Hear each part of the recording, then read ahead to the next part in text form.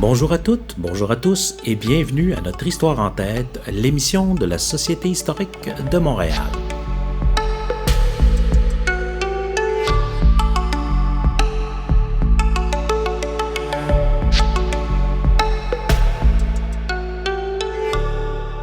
Bonjour et bienvenue à cette nouvelle émission de Notre Histoire en tête, l'émission de la Société historique de Montréal. Mon nom est Mathieu Trépanier et j'ai le plaisir aujourd'hui de recevoir à nouveau l'historien Laurent Busseau pour discuter aujourd'hui de Joseph Lemoine de Sérigny, un corsaire canadien dans la marine du Roi-Soleil. Bonjour Laurent Busseau et merci d'être avec nous. Oui, bonjour.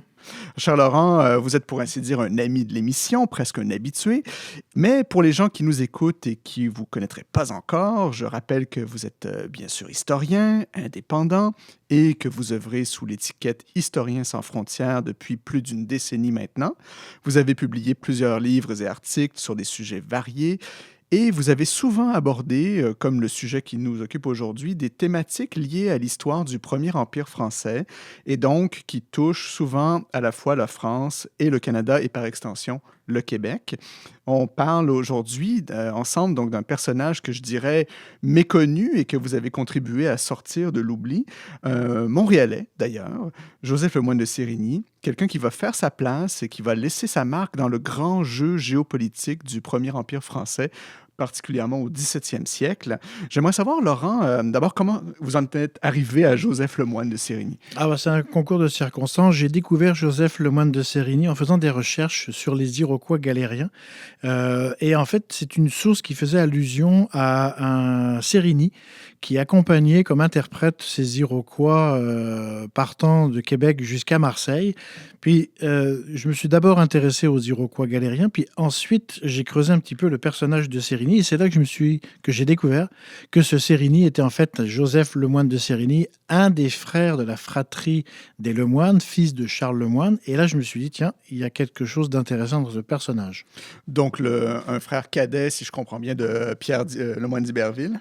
Oui, en fait, il est le 6e fils de Charles Lemoine. Et dans cette histoire, en fait, c'est que Joseph de Sérigny a été dans l'ombre du fameux et du héroïque Pierre d'Iberville, que même ces derniers temps, on a tendance à remettre au goût et à la mode.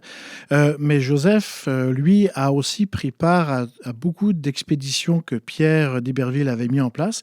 Et puis, j'ai trouvé que ce personnage était intéressant parce que c'est la partie la moins connue de l'histoire de la Nouvelle-France, la moins connue aussi d'un Montréalais, qui va d'ailleurs terminer sa vie à Rochefort en France. Et c'est à Rochefort d'ailleurs que j'ai trouvé le plus d'informations sur lui. Et on pourrait dire qu'il a souffert d'être dans l'ombre de son frère illustre.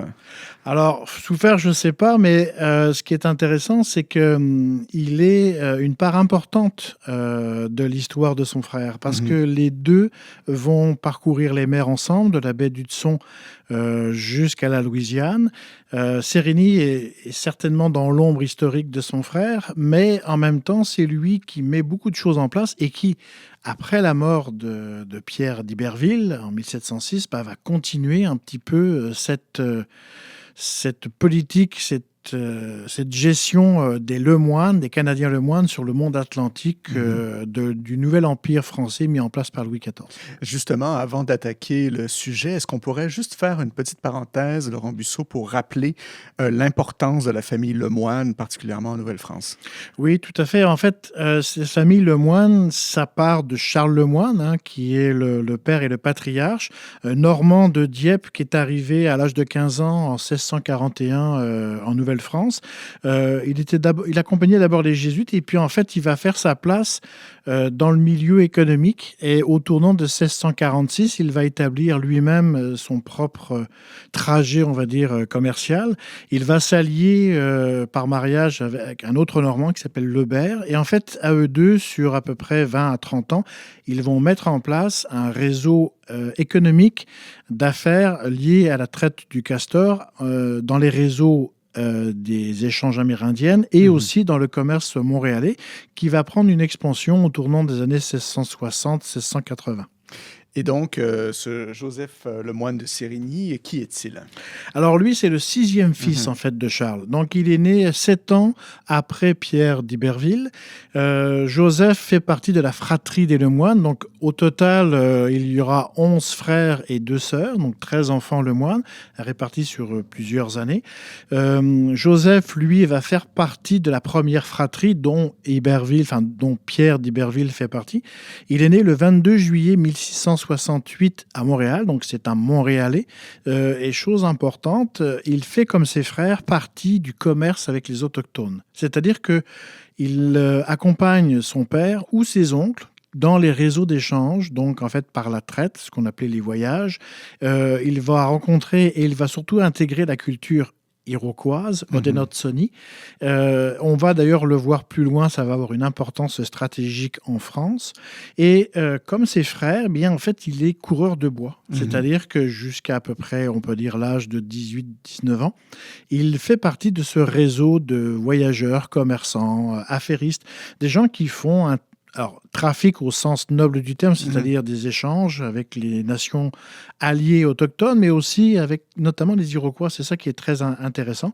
Et dans la lignée de leur père Charles Lemoine, beaucoup de ses fils Lemoine, dont Pierre et Joseph, vont continuer un petit peu cette visée expansionniste économique et ils vont se retrouver ensemble quelques années plus tard dans le monde atlantique qui est en pleine évolution et en pleine effervescence au XVIIe siècle, à la fin du XVIIe. Et donc, pour œuvrer dans ce monde atlantique, j'imagine que Joseph, le moine de Sérigny, doit éventuellement passer en France. Alors, oui. Alors, il va passer en France. Alors, c'est très particulier parce que Charles Lemoine, père, va mourir en 1685, mais il a déjà assuré tout un ensemble, alors je ne vais pas dire un empire, mais une emprise économique sur les réseaux d'échanges commerciaux pour la traite de la fourrure. Joseph de Sérigny et Pierre d'Iberville et d'autres frères également font partie de la Compagnie du Nord qui a mis en place leur père, c'est-à-dire que c'est une compagnie importante pour la traite de la fourrure qui monte justement jusqu'à la baie du Son. Et au tournant des années 1683-1684, il y a une bisbille entre cette compagnie du Nord et la nouvelle compagnie qu'on appelle la baie du Son, qui a été mise en place par 2 Français, alors classés entre guillemets renégats, des Groseilliers et Radisson. Et dans cette optique-là, les Lemoine vont, avec l'accord des autorités coloniales françaises, mener une expédition. Et c'est là où Pierre d'Iberville va se faire voir et reconnaître, c'est-à-dire qu'au nom d'une compagnie privée, au nom du roi de France, donc il y a ici déjà une convergence de bénéfices, ils vont attaquer les postes qui se trouvent sur la baie du Son. Et à partir de là, la famille Lemoine rentre dans une autre catégorie. C'est-à-dire qu'au tournant de 1685, et là aussi intervient le marquis Jacques Brisé de Denonville, qui est envoyé par le roi pour régler la problématique des Iroquois. Denonville, qui a une oreille à Versailles, remarque les Lemoine et dans cette optique, on va décider d'envoyer l'un des fils, Joseph, se faire former militairement à l'école de la marine des gardes marines de Rochefort. Qu'est-ce que ça implique exactement devenir garde marine? Alors, les écoles de garde-marine ont été créées par Colbert en 1668 pour former des officiers de la marine, donc de la marine du roi. Et au tournant de 1685, le fils de Colbert, donc Jean-Baptiste Seignelay, qui est le ministre de la marine, décide d'ouvrir ces écoles à la petite noblesse. Alors, petite noblesse de province, mais aussi à la petite noblesse des colonies, dont font partie les Lemoine. Parce que Charles Lemoine a été anobli par Louis XIV en 1668, d'ailleurs à la naissance de Joseph. Et cet anoblissement, alors c'est ce que Molière appelait les bourgeois gentilshommes, vont faire que on va envoyer en France en formation, et Joseph Sérigny va en faire partie, des jeunes Canadiens pour qu'ils soient formés militairement pour être officiers dans la marine du roi. Pas simple marin, là. Officiers dans la marine du roi. Et ces écoles de garde marine, alors il y en avait une à Brest, mais la principale était à Rochefort. Et à partir de 1686, on va voir Joseph qui va devenir, alors qui passe du stade de coureur de bois à coureur des mers. Ah oui. Okay. Et là, il va être formé militairement dans la marine du roi. Donc, c'est une formation militaire assez poussée, si je comprends bien. Il y a des formations arithmétiques, balistiques, etc. Oui, tout à fait. En fait, c'est une école très, très sérieuse. Et en fait, cette école-là est destinée à permettre à la marine royale de Louis XIV de battre ses ennemis héréditaires anglais, mais aussi les Hollandais sur le pourtour de l'Europe, mais aussi en vue des conquêtes atlantiques, c'est-à-dire de défendre les territoires qui sont de l'autre côté de la mer, donc en Amérique, d'où est issu Joseph de Sérigny. Et cette formation qui est très très sérieuse, parce qu'effectivement, comme vous l'avez dit, il y a la balistique, l'arithmétique, il y a aussi de l'astronomie, c'est-à-dire qu'on forme des professionnels de la guerre.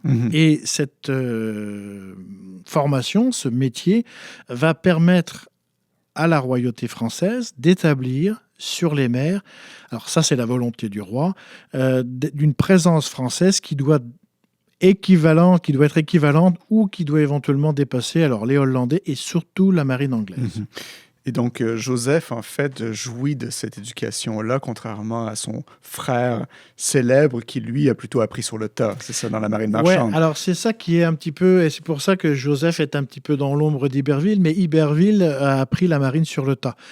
Très, très jeune, il a été sur les navires marchands de ses oncles. Il a d'abord fait le pourtour du Saint-Laurent, ce qui est déjà en soi quelque chose.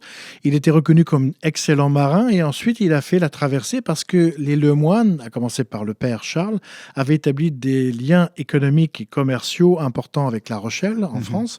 Et donc, les navires rochelais, mais aussi conduits par des Canadiens comme Pierre d'Iberville, traversaient l'Atlantique. Et Iberville s'est fait la main instinctivement, on dirait, sur une formation de terrain. Joseph Lemoine de Sérigny, lui, va avoir une formation militaire, tactique, technique. Et on va le voir aussi dans les approches, notamment plus tard, dans les différentes expéditions militaires. Iberville est un instinctif, alors que Joseph, lui, est un mécanique, un technicien. Et Laurent Busseau, vous avez évoqué en introduction la question des Iroquois galériens du Roi Soleil, sujet d'ailleurs auquel vous avez consacré un ouvrage en 2020. Et c'était comme ça que vous avez été introduit au personnage de Joseph Lemoine de Sérigny. Quel rôle, justement, Sérigny va jouer particulièrement dans cette histoire? Est-ce que vous pouvez nous rappeler de quoi il s'agit, d'ailleurs? Alors, les fameux Iroquois galériens, et là, en fait, je vais casser une légende dorée, c'est-à-dire que en 1687, le marquis de Denonville, gouverneur de la Nouvelle-France, décide d'une expédition militaire pour aller écraser les nations iroquoises, notamment principalement celles qui sont les Tonsontoan, enfin pour l'époque, et les Onondaga, principalement parce que la France a perdu pied un petit peu face à ces nations iroquoises qui, depuis 1683, ont pris le contrôle des différents réseaux commerciaux et la destruction aussi d'alliés autochtones des Français.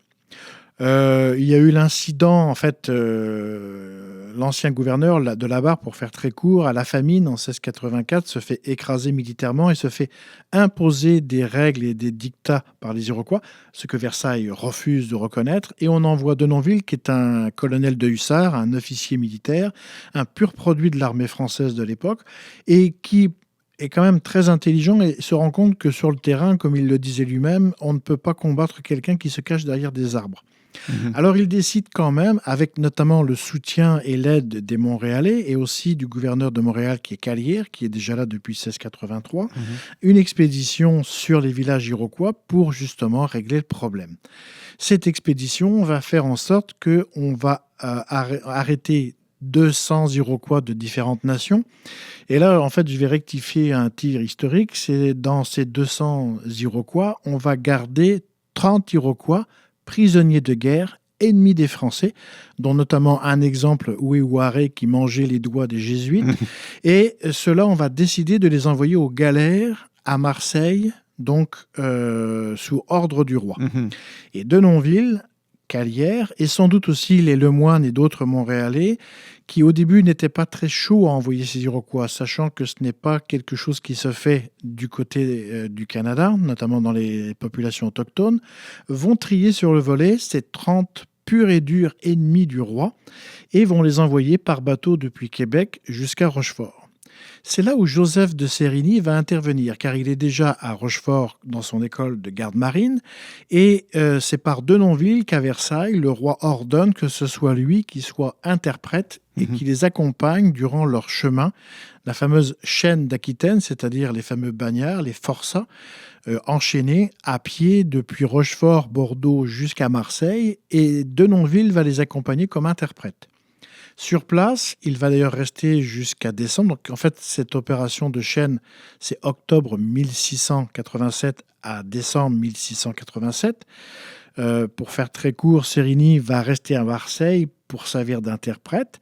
Et déjà, depuis Montréal, et c'est ça qui est intéressant dans cette histoire, c'est que Denonville, et je dis toujours Calière parce que Calière est derrière et il est le moine sans doute, ont l'idée de rapatrier le plus tôt possible ces Iroquois, car on sait très bien que ça va poser un problème à la Nouvelle-France face aux 5 nations. Un problème diplomatique. Problème diplomatique, problème militaire.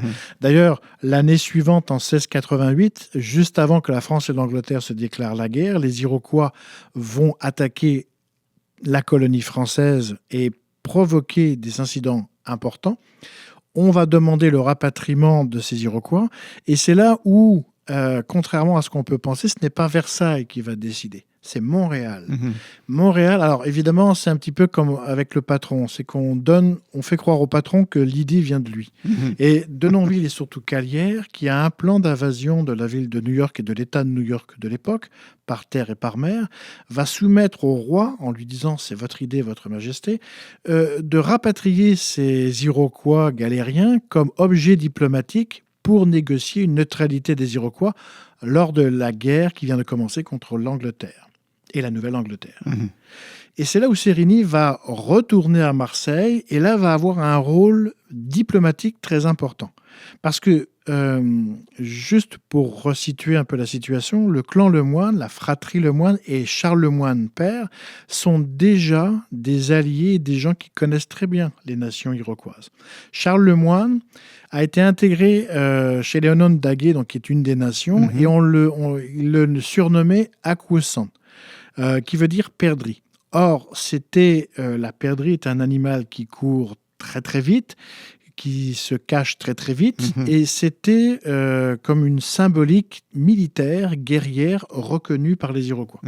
D'ailleurs, ce terme va rester tout le long des fils, notamment je pense à celui qui s'appelle Maricourt, qui lui aussi va récupérer ce titre.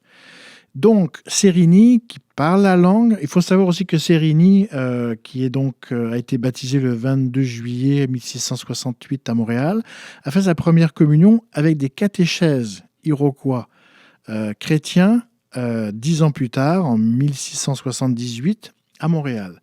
Il connaît la culture iroquoise, il connaît la langue iroquoise, et c'est lui à qui on va demander, pour garder ces Iroquois dans le bien de la France, selon le terme de l'époque, les caresser dans le bon sens du poil, c'est-à-dire de les rapatrier et de les remettre dans le bon sens en direction... De chouchouter ses prisonniers. Exactement. Alors lui, il ne va pas les accompagner jusqu'au retour à Québec et à Montréal, mais de Marseille à Rochefort et à Rochefort, c'est lui qui les prend en charge.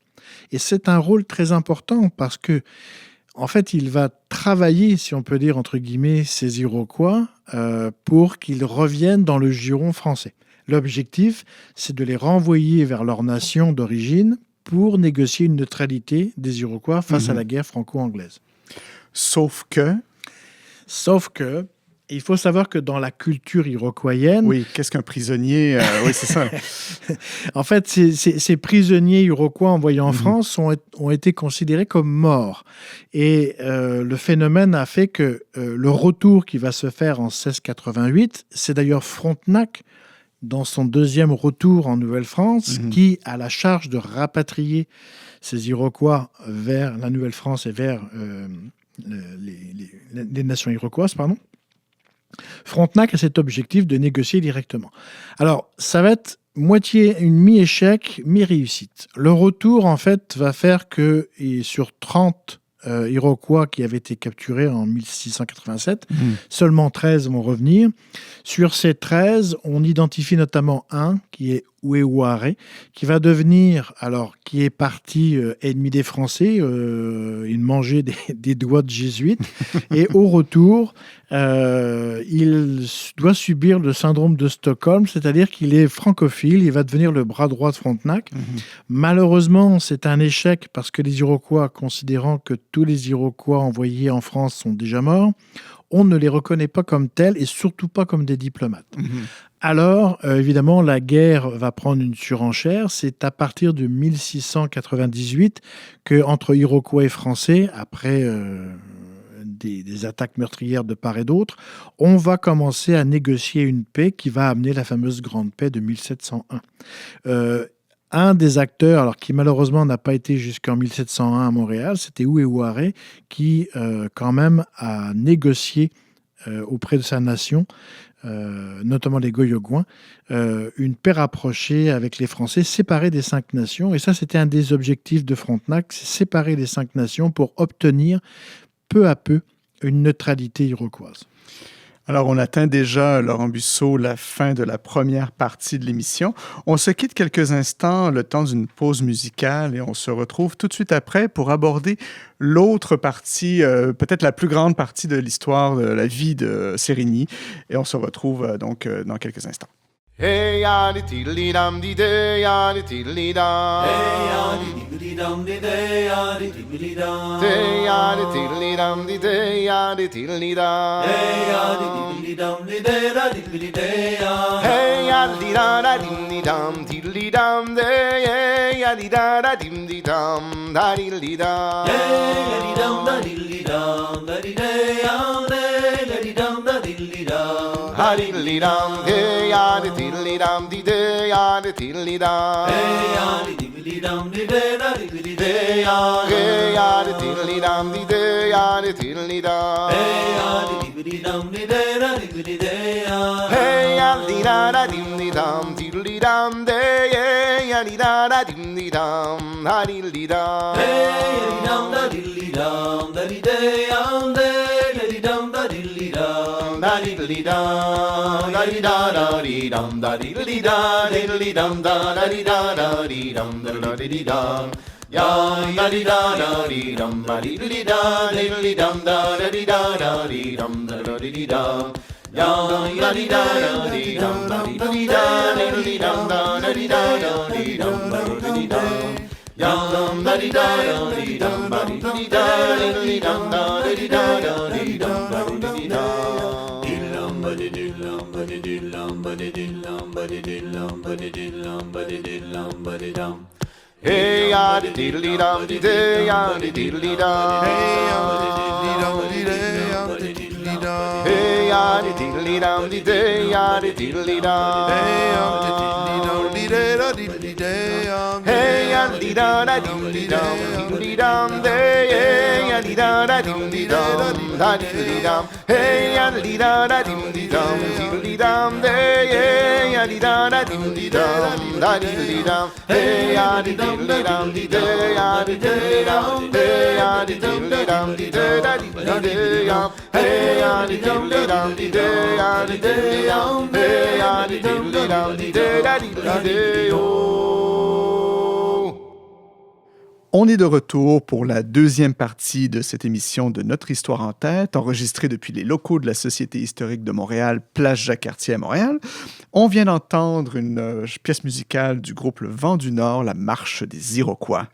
Laurent Busseau, Joseph de Sérigny va se lancer dans ce qu'on a appelé la guerre de course, alors qu'il va se retrouver sous les ordres de son illustre frère Pierre Lemoine d'Iberville. Qu'est-ce qu'on entend exactement par la guerre de course? De quoi est-ce qu'il s'agit exactement? Alors, les guerres de course, en fait, ce sont des expéditions navales. Soit à l'unité, c'est-à-dire soit un bateau ou deux, soit une expédition, ce qu'on appelle un escadre. Mais principalement, la guerre de course, c'est ce qu'on appelle aussi être corsaire. C'est sur ordre du roi, sur lettre patente du roi. Donc là, la petite nuance entre corsaire et pirate. Oui, faire la distinction, voilà. Oui. Corsaire, en fait, ce sont des marins, des capitaines qui ont pris en charge le paiement de leur bateau et de leur équipage, où le bateau est donné par le roi, mais c'est le capitaine qui choisit son équipage par contrat, mais il est sous autorité du roi. Alors, Louis XIV pour la France, mais ça peut être aussi donc, le roi d'Angleterre. Donc pour les Français, c'est Louis XIV qui donnait des lettres de charge, mais c'est au capitaine du navire de faire les contrats, ce qu'on appelle la chasse-partie, c'est-à-dire qu'il engage lui-même son équipage, moyennant un contrat de répartition du butin, parce que l'idée d'une course, c'est en fait d'obtenir un butin. C'est la capture d'un navire ennemi. C'est la capture principalement aussi ça peut être aussi un port ennemi.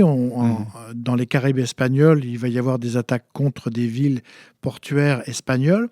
Et le butin qui est pris par ces corsaires est réparti selon un contrat défini entre l'équipage et le capitaine, mais aussi un contrat entre le capitaine et le roi qui a soit financé le bateau, soit financé l'expédition d'une certaine manière. À charge au capitaine de respecter le règlement et au retour dans un port français, vous avez des commissaires qui montent à bord pour calculer et voir à peu près récupérer le pourcentage du roi.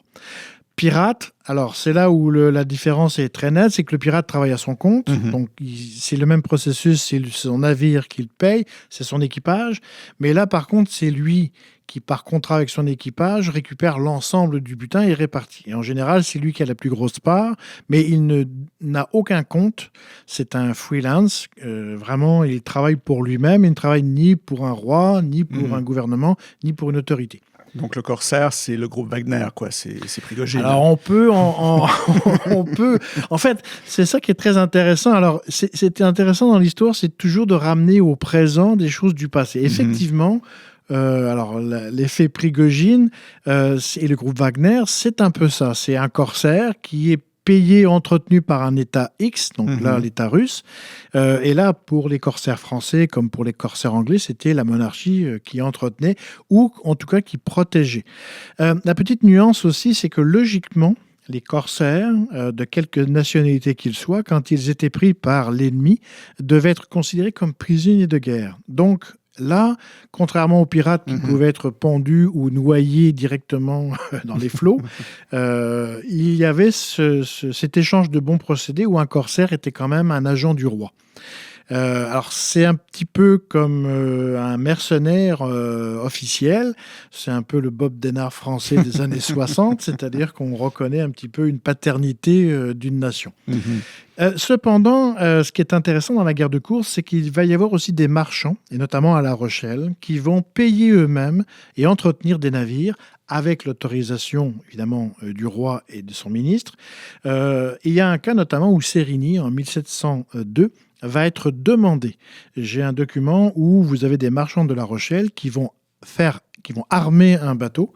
Et ce bateau, il demande au ministre Pontchartrain. Alors, pour la petite histoire, en 1690, le marquis de Seignelay meurt et c'est Filippo de Pontchartrain qui devient ministre de la Marine. Et ce ministre a des visions très privées, économiquement parlant, sur la guerre. Et c'est lui qui va développer aussi la guerre de course en Atlantique. Il va autoriser de plus en plus ces guerres de course où des marchands vont armer eux-mêmes des bateaux de guerre au nom du roi, mais c'est eux qui payent avec évidemment une rétribution lors des prises et des butins. Or, on va demander au ministre, ces marchands de La Rochelle vont demander que ce soit Sérigny qui soit le commandant de ce navire. Ça veut dire que là, on passe dans une espèce de mercenariat d'officiers français qui, au nom du roi, mais qui restent un petit peu dans un cadre privé, vont faire cette guerre de course, capturer un bateau ennemi, capturer le butin, rendre une partie au roi et garder l'autre partie qui va et aux armateurs, et à l'équipage, et au capitaine. Et est-ce que c'est comme ça, de cette manière-là, que Sérigny et son frère vont se mettre à travailler ensemble et devenir des corsaires? Oui, tout à fait. En fait, Pierre d'Iberville, lui qui n'est pas officier, alors il est officier du roi, mais il n'est pas officier militaire. C'est la petite nuance avec Joseph de Sérigny. Et Pierre d'Iberville, même d'ailleurs quand il est coureur de bois, qu'il va attaquer Chenectadi en 1690, il fonctionne déjà comme un flibustier. C'est-à-dire qu'il s'entoure de Canadiens avec un contrat très précis sur la prise du butin. Et dans cette prise du butin, il fonctionne comme un flibustier. Et Pierre d'Iberville va fonctionner directement après sur les mers Atlantiques, alors à la baie d'Hudson, à Terre-Neuve, et ensuite en Louisiane. Il fonctionne sous ce type de chasse-partie, donc de contrat, liant son équipe, alors équipage, mais aussi une équipe de Canadiens qui sont destinés à attaquer alors soit un navire, soit un port. Et d'ailleurs, ce qui est très étonnant, c'est qu'on va voir, quand il va aussi participer à des attaques en Acadie, il va être entouré de Saint-Castin, où ils vont attaquer des forts, notamment à Pemaquid. J'arrive pas à Je peux pas vous aider, Laurent, là-dessus. Pemaquid, enfin bref, sur un port anglais pour aider les Abénakis locaux. Mais dans ces navires, notamment à la baie d'Hudson, il y a aussi des Iroquois. C'est très particulier. Il y a aussi des contracteurs, entre guillemets, corsaires iroquois qui participent à ces raids. Donc, ces raids consistent, surtout à la baie d'Hudson, par exemple, ou à Terre-Neuve, consistent à quoi exactement? Saisir des navires, saisir des butins, saisir des fourrures? Qu'est-ce qu'ils font exactement? À la baie d'Hudson, par la mer, et notamment quand il va rentrer à l'intérieur de la mer intérieure, l'objectif est de capturer les entrepôts, la fourrure, et de maîtriser les forts qui sont anglais, alors qui sont passés de main en main, je ne rentrerai pas dans les détails, mais c'est récupérer économiquement parlant la traite de la fourrure du castor, qui est très très importante. À Terre-Neuve, et c'est là où d'Iberville, mais aussi Serigny, qui suit un petit peu le mouvement, ils vont s'adapter économiquement. C'est-à-dire qu'à Terre-Neuve, il n'y a pas de castor, mais il y a de la pêche à la morue, qui est un revenu très important en Angleterre et en France. Et à Terre-Neuve, notamment à Plaisance, on va protéger les bateaux de pêche français, mais on va détruire ceux qui sont anglais et on va détruire les ports de pêche anglais, capturant les morues séchées qui sont à l'intérieur pour pouvoir les vendre au marché de La Rochelle. Ah oui. Et donc, sa guerre de course l'amène également en Louisiane. Oui, alors la Louisiane, ça rentre dans une catégorie un peu entre expédition ordonnée par le roi et expédition privée. C'est-à-dire qu'à partir de 1699, Iberville n'est pas le découvreur de la Louisiane, mais il va être le colonisateur. Et il propose, alors à travers le ministre Pontchartrain, de faire une colonie, une base arrière en Louisiane, notamment pour contourner la présence de la Nouvelle-Angleterre.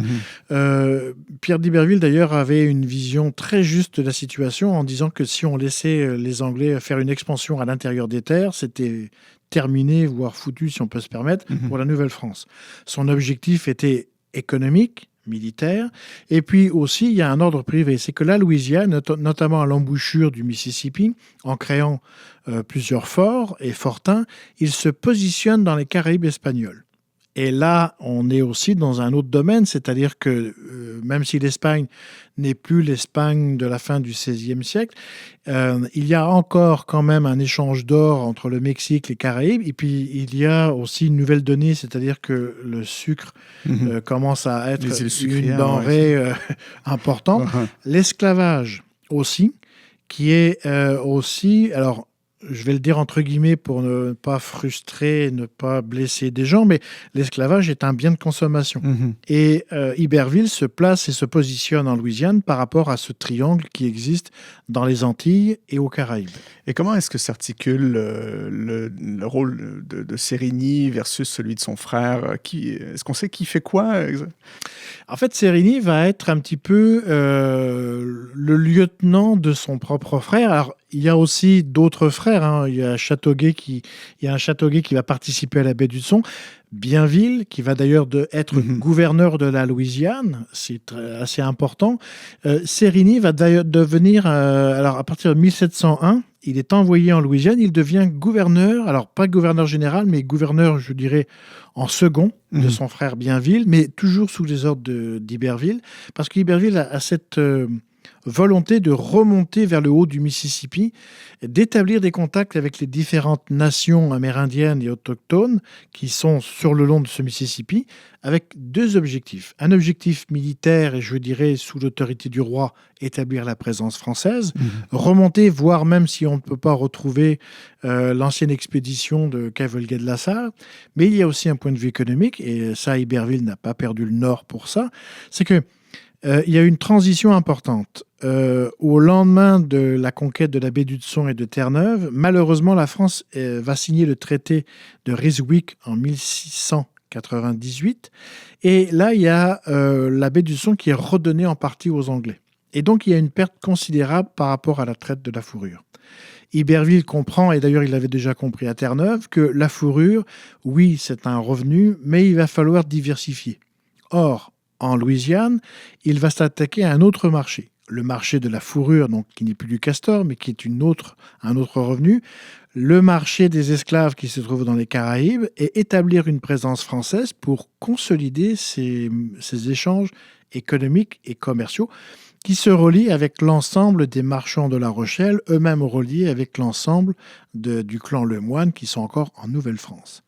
Et donc, dans ce processus-là, d'Iberville, avec Joseph de Sérigny et aussi Bienville, vont sur quelques années établir cette fondation française dans ce point de vue-là, à la fois au nom du roi pour établir une colonie française, mais aussi au nom des intérêts de la famille pour des points de vue de rendement et de profit. Oui, on est dans une entreprise familiale, là, oui, clairement. Tout à fait. C'est ça. Et il y a un épisode important également qui survient. Donc, vous avez mentionné les îles sucrières tout à l'heure. Il y a un épisode important qui survient dans la vie de Sérigny. C'est l'affaire de Nevis. Est-ce que vous pouvez nous en parler? Alors, l'affaire de Nevis, c'est en 1706. Et là, Iberville a quand même... Alors, il faut replacer aussi Iberville, parce que même s'il est marin instinctif, il est quand même reconnu par l'autorité du roi et l'autorité de Pontchartrain qui voit en lui quelqu'un qui est tout à fait dans cette vision des gardes-courses, c'est-à-dire quelqu'un qui va aller chercher un butin, mais qui va aussi permettre de déstabiliser et les ennemis anglais et aussi, entre guillemets, les alliés espagnols, parce qu'il y a ce point de vue-là. Mm-hmm. En 1706, et Pierre d'Iberville devient chef d'escadre. Ça, c'est important parce c'est pas juste un navire ou deux, là. C'est tout un ensemble de navires qui est sous sa direction. Évidemment, Joseph de Sérigny va faire partie de l'un de ces navires. Et c'est une escadre qui est destinée à attaquer les Caraïbes anglaises. Donc, on va, en avril 1706, attaquer ce qu'on a appelé le Jardin des Caraïbes ou la Perle des Antilles, c'est-à-dire l'île de Nevis, ou qui se dit en anglais Nevis. Et là, Pierre d'Iberville, qui est un petit peu à l'image du flibustier qu'il est au fond de lui-même, mais aussi d'autres corsaires français. D'ailleurs, il va recruter quelques centaines de flibustiers dans les Antilles françaises. Ils vont attaquer ce port anglais, mais pas juste l'attaquer, là. Ils vont le piller, le mettre à sac, et véritablement, c'est un pillage économique et militaire qui se fait. Et ce qui est intéressant dans Nevis, c'est que c'est un petit peu la goutte qui fait déborder le vase pour les Lemoine, surtout pour Pierre d'Iberville, mais son frère. Ils sont plus dans leur rôle de corsaire, là. Alors là, c'est ce que j'appelle le coup du pirate. C'est parce que Pierre d'Iberville, et d'ailleurs ses associés, on va dire, parce qu'en fait, il avait d'autres officiers français qui étaient avec lui, mais on va dire ses associés, parce qu'il y avait aussi un point de vue économique. Il y va d'ailleurs en guerre de course, hein, donc il y a beaucoup de ces navires qui ont été payés et entretenus. Mais ce qui est intéressant, c'est que dans cette attaque qu'il va faire contre l'île de Nevis, il va détruire littéralement l'économie locale et il va surtout récupérer un butin important. Il va aussi récupérer énormément de stocks de fer des mines. Et le fer, à l'époque, était quand même un produit très recherché. Alors aujourd'hui, on dirait lithium, éventuellement. D'ailleurs, on va voir que ce fer va avoir une importance un peu plus tard à Cuba. Et surtout des esclaves. Il va ramener énormément d'esclaves blancs et d'origine africaine. C'est-à-dire que la population de Nevis, anglaise, protestante, va servir d'esclavage. Il a pris tout le monde. Il a pris tout le monde. Et c'est là où d'Iberville, et Sérigny un petit peu en arrière, c'est que il n'était pas le seul, mais ceux-là ont très bien compris que pour négocier, on ne peut pas ramener ça en France ou dans les territoires français. Alors on va les vendre aux Espagnols. C'est aussi pour ça d'ailleurs qu'en juillet 1706, Pierre d'Iberville va à Cuba négocier le fer qu'il a capturé à Nevis. Malheureusement pour lui, il est rattrapé, alors sans doute par la malaria, parce que dans les archives, on retrouve que 1702 à 1704, il a des crises de malaria. D'ailleurs, il est obligé de rester en France. Donc, il a déjà été touché par ces maladies qu'il a d'ailleurs attrapées en Louisiane. À Cuba, On sait qu'il meurt sur place, qu'il est enterré dans une église, donc malheureusement on n'a plus la trace de sa tombe, mais il disparaît le 6 juillet 1706 à Cuba, à La Havane. Et c'était lors de ces négociations de produits. Entre-temps, les autorités françaises, notamment Pontchartrain, reçoivent quand même des informations. Et là, je pense que c'est sans doute les concurrents qui n'ont pas eu leur part du marché. Je pense à des officiers français, parce que des officiers français faisaient aussi partie un petit peu de ces guerres de course, le dénoncent. Et avant même que Sérigny revienne à Rochefort, Pontchartrain sait déjà qu'il y a une embrouille avec le butin pris à Nevis, parce qu'il entend parler que Iberville va vendre ça à Cuba. D'ailleurs, il apprend par le même que celui-ci est mort, mais que Sérigny, avec un navire du roi capturé aux Anglais, qui s'appelle le Coventry, a non seulement négocié des esclaves et des biens venant du butin de Nevis, mais en plus, c'est qu'il était chargé à son départ d'emmener de la farine et des produits manufacturés en France pour la Louisiane, et ces produits ont disparu. Ils ne sont pas arrivés à destination, on ne sait pas où ils sont passés.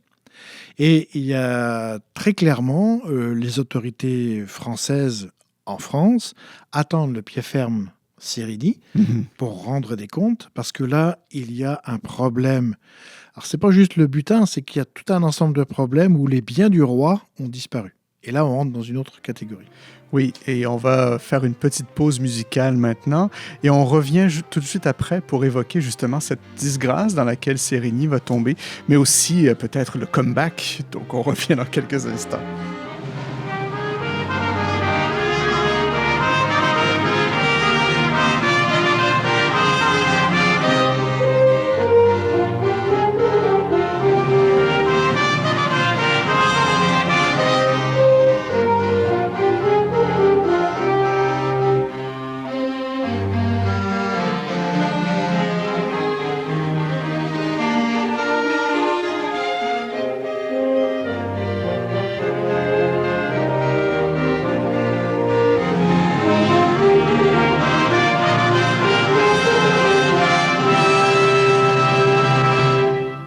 On est de retour pour cette dernière partie de l'émission. Certains d'entre vous auront reconnu le thème musical d'une série radio-canadienne très célèbre en son temps, bien sûr la série Iberville.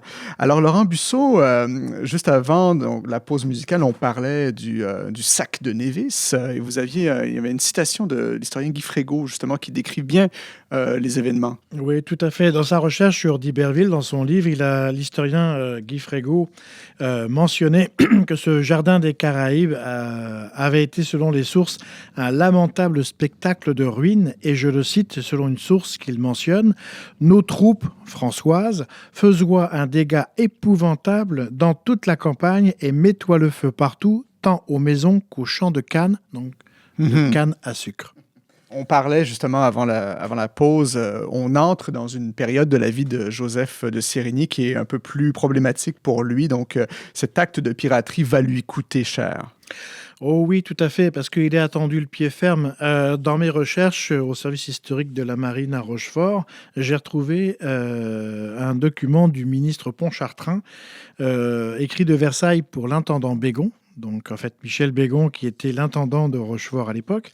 Et le ministre Pontchartrain est très mécontent de la situation vis-à-vis de Sérigny après l'affaire de Nevis. Et il écrit justement « Je souhaite que vous puissiez trouver quelqu'un d'autre que le seigneur de Sérigny pour la capitainerie de Loire, c'est-à-dire la seigneurie de Loire, dont Joseph de Sérigny est le propriétaire. » Et le ministre de rajouter « J'approuve que vous cherchiez pour cela quelques sujets, mais sans quitter cependant la première vue du seigneur de Sérigny et sans que la recherche que vous devrez faire croire à sa famille qu'on en pense plus qu'à lui que pour cette charge. » En fait, en résumé, dans le bon français, c'est que le ministre demande à Bégon de chercher quelqu'un pour la seigneurie de Loire et la capitainerie. Il faut savoir que la capitainerie, c'était aussi un revenu parce que c'était relié aux gardes-côtes de l'île d'Oléron.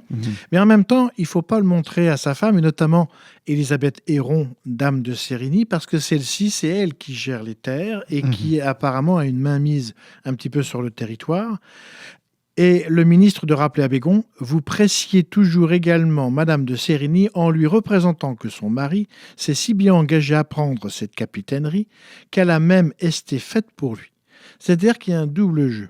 Le ministre écrit pour dire on va lui retirer sa seigneurie, mais en même temps, laissez pas voir parce que des fois ça peut servir. On ne sait jamais. On ne sait jamais. Et dans une autre lettre, il est clair que en date du 25 juin 1606, le ministre écrit à Bégon « Puisqu'on n'a tant fait que d'attendre jusqu'à présent le sieur de Sérigny pour la capitainerie de Loire, il faut avoir encore patience jusqu'à son retour, qui ne doit pas être, comme vous dites, fort éloigné. C'est-à-dire qu'on attend pour régler son compte. Et à partir de là, on va voir comment on va gérer la situation. Et là, on est tout de suite, on est vers 1706, c'est ça? Après la mort de son frère. Oui, tout à fait. D'accord. Et donc, qu'est-ce qui se passe à partir de là? Alors, en fait, c'est la disgrâce. C'est Sérigny qui va porter le blâme. Alors, Pierre d'Iberville, par son acte, et heureusement ou malheureusement pour lui, son décès à Cuba. Mais c'est clair, en fait, qu'il y a forfaiture et détournement du bien du roi. Et Sérigny va être accusé parce qu'on va lui prouver A par Z dans d'autres documents qu'à travers le bateau de le Coventry, il y a les biens du roi qui ont disparu et on lui demande de rendre des comptes. Lui explique que dans la situation du combat et de l'expédition dans les Caraïbes, il a dû déposer ça quelque part pour pouvoir prendre en charge le butin que son frère et les autres associés avaient pris à Nevis. Ça ne marche pas. Et là, c'est Sérigny qui va prendre le blâme, c'est-à-dire que il ne montera plus officiellement sur un bateau avant 1718. Donc, il va rester quand même une douzaine d'années. Longtemps, oui, c'est un plus de 10 ans de disgrâce royale. Qu'est-ce qu'il fait pendant ce temps-là? Alors, il ne va pas perdre la seigneurie de Loire. Entre-temps, alors un petit peu avant l'affaire de Nevis, il avait acheté un hôtel particulier à Rochefort, au centre-ville. Alors, petite anecdote, j'ai eu l'occasion de visiter... grâce à Madame Florence Dubois, qui est le service du patrimoine de la ville, on a pris contact avec les propriétaires, alors qu'ils n'avaient aucune connaissance de leur ancien propriétaire, parce que c'est resté quand même dans la famille de Sérigny jusqu'à la veille de la Révolution française. Ah oui, quand même.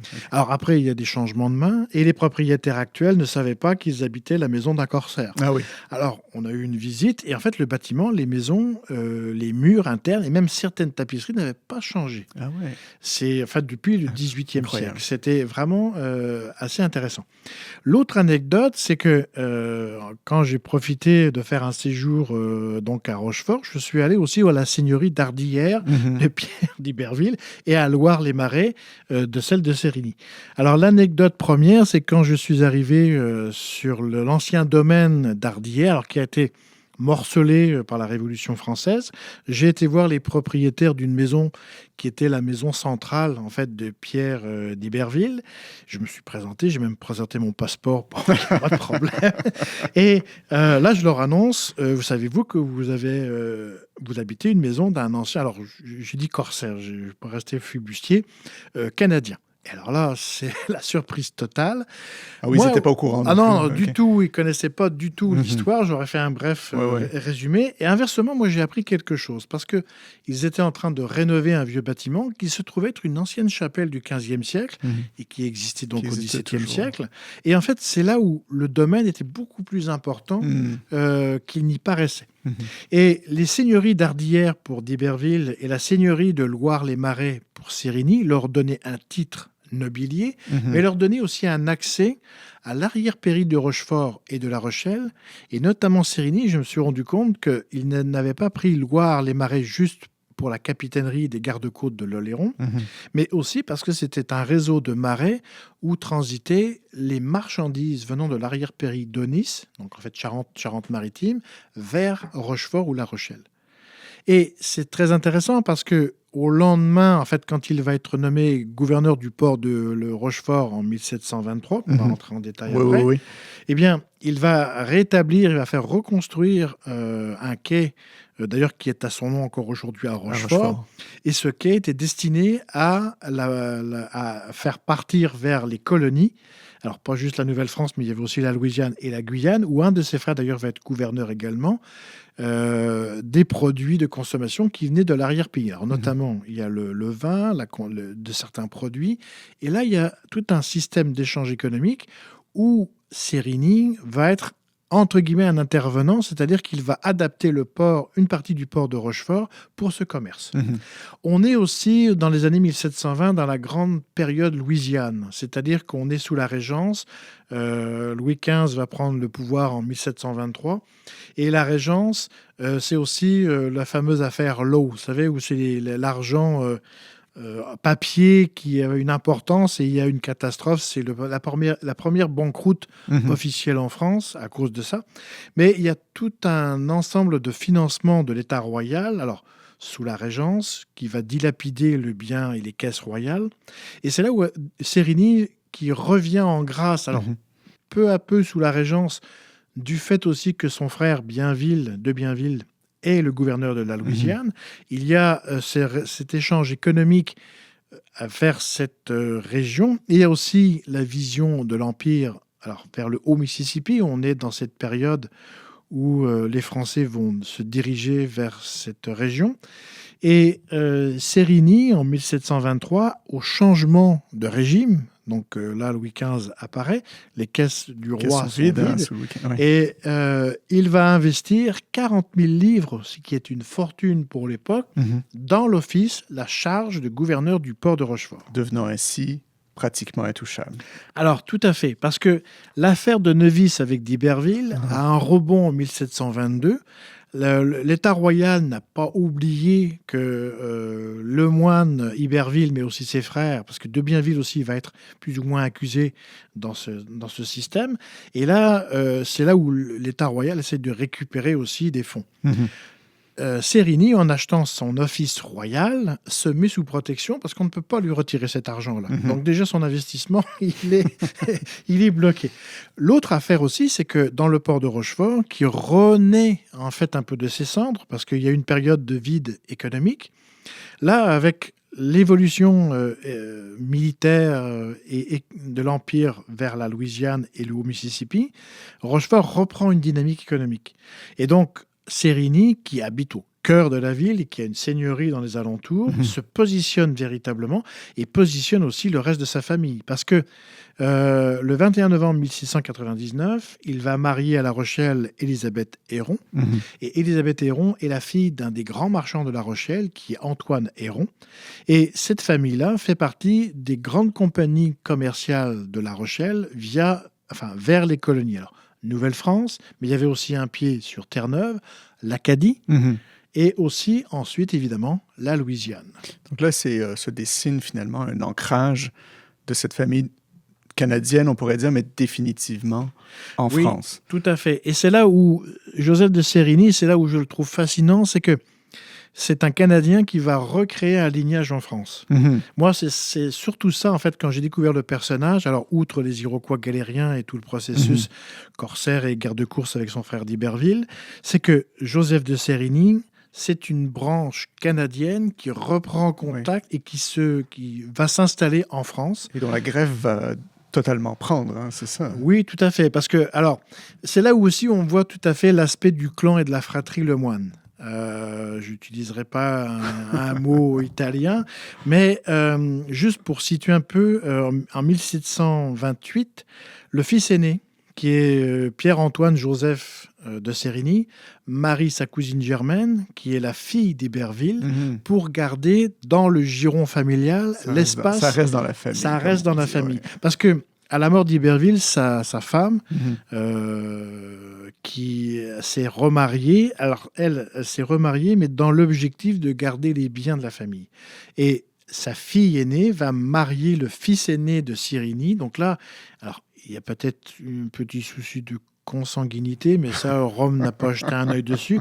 Mais c'est surtout que les alliances, les réseaux, le clan établis à La Rochelle, établis en Nouvelle-France, établis en Louisiane et puis en Guyane ensuite, font que ce réseau, et c'est là d'ailleurs où je fais une aparté pour le travail de M. Davis, qui a fait un énorme travail sur l'ensemble de l'Empire Lemoine. Et dont la Société historique de Montréal a présenté sa conférence, d'ailleurs, le samedi 16 septembre dernier. Oui.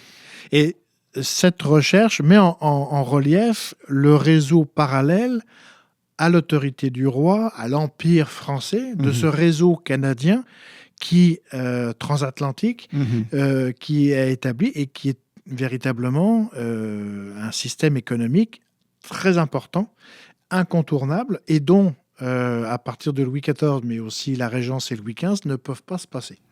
Ce clientélisme-là économique, militaire, mais aussi diplomatique, parce que les Lemoines, ce n'est pas juste aussi les nations autochtones en Nouvelle-France, c'est aussi la Louisiane, mis en place par Pierre d'Iberville avant sa mort. Eh bien, les Lemoines, et Sérigny est un petit peu l'apothéose de tout ça, c'est un pied dans chaque monde. Et il devient noble français, il est véritablement inscrit dans la noblesse française. Ses fils aînés et cadets vont être dans la marine, et ses petits-fils vont être dans la marine royale. Alors, malheureusement, Laurent Busseau, le temps file et c'est un peu tout le temps qu'on a pour aujourd'hui.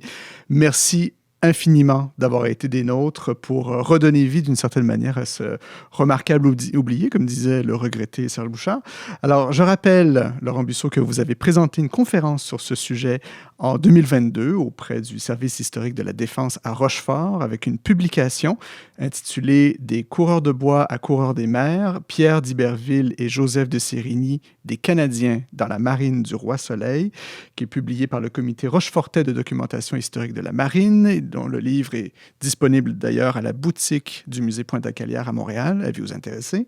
Et vous préparez également un essai biographique sur Joseph Lemoine de Sérigny pour 2024. On a bien hâte de voir ça. Alors, c'était un plaisir de vous avoir avec nous, comme toujours, Laurent Busseau. C'est maintenant la fin de l'émission. Un grand merci à Antonin Wyss à la prise de son. Vous pourrez retrouver Notre Histoire en tête la semaine prochaine à l'antenne de Radio VM. Merci, Laurent Busseau. C'est moi qui vous remercie.